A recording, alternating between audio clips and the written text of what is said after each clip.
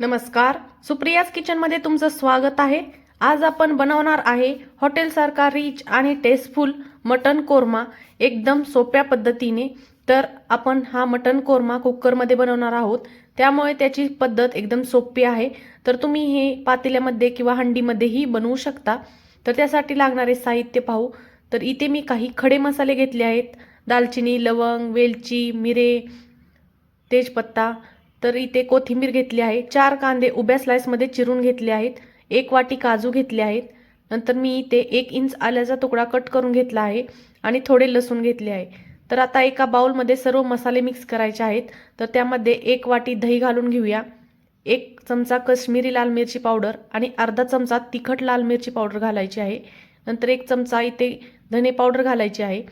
आता त्यामध्ये आपण 1 चमचा गरम मसाला घालून घेणार आहोत, 1 चमचा इथे आपण मटन मसाला घालून घेतला आहे आणि अर्धा चमचा हळद घालून घ्यायची आहे। तर आपण आता हे सर्व मसाले दह्यामध्ये चांगले मिक्स करून घेणार आहोत। दह्यामध्ये मसाले चांगले मिक्स करून घ्यायचे आहेत। विस्करच्या सहाय्याने असं फिरवून मसाले एकदम मस्त असे मिक्स करून घ्यायचे आहेत। तर आता आपले मसाले चांगले मिक्स झालेले आहेत। आता आपण गॅसवर एक कढई ठेवू, त्यामध्ये तेल गरम करून घ्यायचं आहे। तर आता तेल गरम झालेलं आहे, आपण चिरून घेतलेला कांदा यामध्ये घालून घेणार आहोत आणि आपण इथे कांदा चांगला गोल्डन ब्राउन कलर होईपर्यंत तळून घेणार आहोत। तर कांदा चांगला तळून घ्यायचा आहे। बघा इथे कांदा तळून झालेला आहे। तर आता तळलेला कांदा आपण काढून घेऊया आणि याला थंड करून याची एकदम फाईन अशी पेस्ट बनवून घ्यायची आहे। तर आता सर्व तळलेला कांदा काढून घेऊ। तर इथे मी 2 बॅचमध्ये कांदा तळला होता, कारण एकदाच मी कांदा तळला नाही। तर दुसऱ्या बॅचचाही कांदा आपण असाच तळून घेऊया आणि तो आपण असंच थंड करून त्याची पेस्ट बनवू। तर आता गॅसवर एक कुकर ठेवून घ्यायचा आहे। कुकर चांगला गरम झाला की त्यामध्ये 1 वाटी तूप घालून घ्यायचं आहे आणि यामध्ये अर्धी वाटी आपण तेल घालून घेणार आहोत। तर मटन कोरम्यामध्ये तेलाचा आणि तुपाचा थोडा जास्त वापर होतो। आता हे आपण जे मसाले घेतले होते ते आपण यामध्ये घालून घेऊया। आता मसाले चांगले तडतडले की आता त्यामध्ये आपण लसूण, आलं आणि हिरवी मिरचीची पेस्ट घालून घेणार आहोत। तर लसूण, आलं आणि हिरवी मिरचीची पेस्ट आपण यामध्ये 2 ते 3 मिनिटांसाठी परतून घेऊया।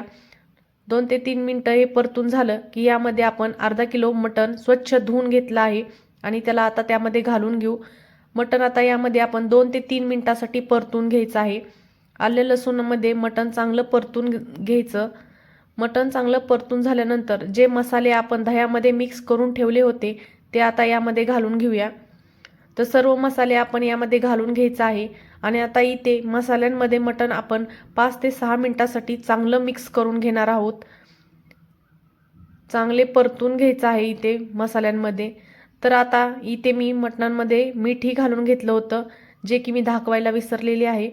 तर आता यावर असं कुकरचं टोपण ठेवूया आणि 2 मिनिटांसाठी मटणाला चांगलं पाणी सुटेपर्यंत आपण असंच झाकून ठेवायचं आहे।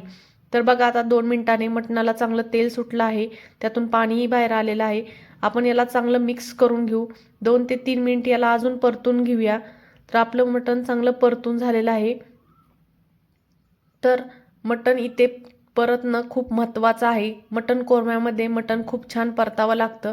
तर आता इथे आपण जे कांदे तळून घेतले होते त्याची पेस्ट घालून घ्यायची आहे आणि तीही आपण मटणामध्ये मिक्स करून घेऊया।